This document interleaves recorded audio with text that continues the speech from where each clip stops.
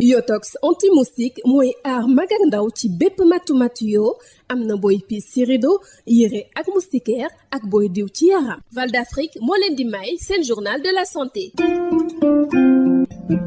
dal leen ak jàmm. AVC di accident vasculaire cérébral tey ji nag ab urgence la ci wàllum wérgu yaram mu nekk loo xamante ni ci ni mu gën a gaawee day yàq lépp luy ay cellules yu nekkee ci sunu yaram ni muy màndarga woon nag dafay bett nit ki mu bokk ci li ci gën a fës soppeeku ci wàllum gémmiñ gi diis wala ñàkk wuyooti bu loxo wala tànk li koy yokk nag bokk na ci lekkin gu bon gi toogaay boo xamante ni nit ki du tàggatu wala stress bi wala sax lu nit ñi di jëfandikoo bu baax a baax lu jëm ci wàllum drogue yi leeral yi ak docteur Mbagnick Bakhoum di président bu association sénégalaise des patients et familles victimes d'AVC. waaw suñu moo nekk ñëpp war na yi nga xamante ne bu ñu buggee nag nit ñi jàpp ko xam nga question de santé publique la dañu créé woon benn acronyme ci wolof boo xamante ne dina tax nit ñi buñ ko déggee ñu gaaw dem ñu ne woon dawal gaaw ci dawal gaaw bi doo ko bëggee jàpp dañ naan la nit ki su jékki-jékkee am dox bi jafe-jafe dox bi maanaam am jafe-jafe ak lan wala mu am wax bu am jafe-jafe ak lan benn loxom can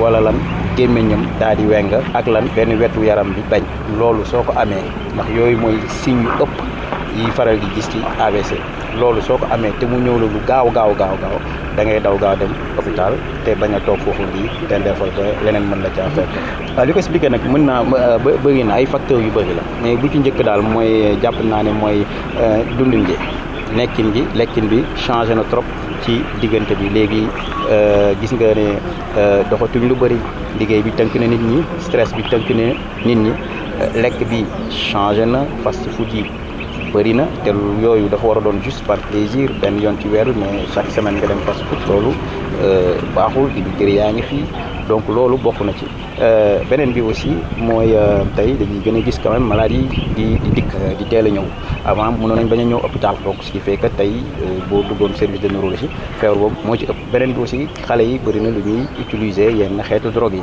moo xam cigarette moo xam yamba bi la ak naan sangara gi yooyu yëpp mën na tax nit ki gaaw def AVC loolu yëpp mën naa expliquer aussi lu tax ñun ñu koy gën a dund. jaajëfal naa leen ci déglu bi dig daje ci beneen numéro.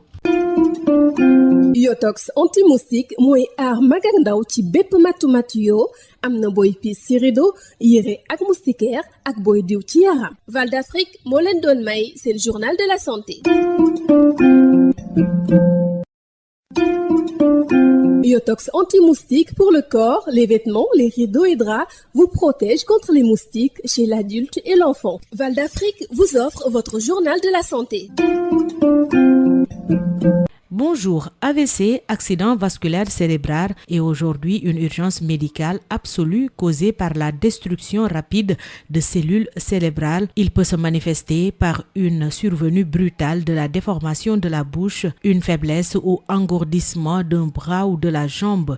L'augmentation de ces AVC est due à une mauvaise alimentation, à la sédentarité, au stress et aussi à une consommation excessive de drogue. Écoutons le docteur Mbagnick Bakhoum, président de l'association sénégalaise des patients et familles victimes d'AVC. Les signes d'accident vasculaire cérébraux, on va d'abord en citer peut-être les 3 les plus importants et peut-être on va y ajouter d'autres. Donc les 3 les plus importants pour permettre à la population de les retenir, c'est l'installation brutale de troubles de la parole, l'installation brutale d'un déficit moteur d'un membre, l'installation brutale d'un déficit moteur d'un côté, n'est-ce pas, d'un membre. Et en plus de cela, on peut y ajouter une asymétrie faciale, des troubles de l'équilibre, des troubles visuels ou bien céphalées inhabituelles, intenses que vous n'avez jamais connues auparavant. Donc si vous avez tous ces signes-là d'installation brutale, parce qu'il faut vraiment insister sur le mot brutal, c'est pas une maladie qui se manifeste progressivement, c'est une maladie qui s'installe brutalement parce qu'il s'agit de maladie artérielle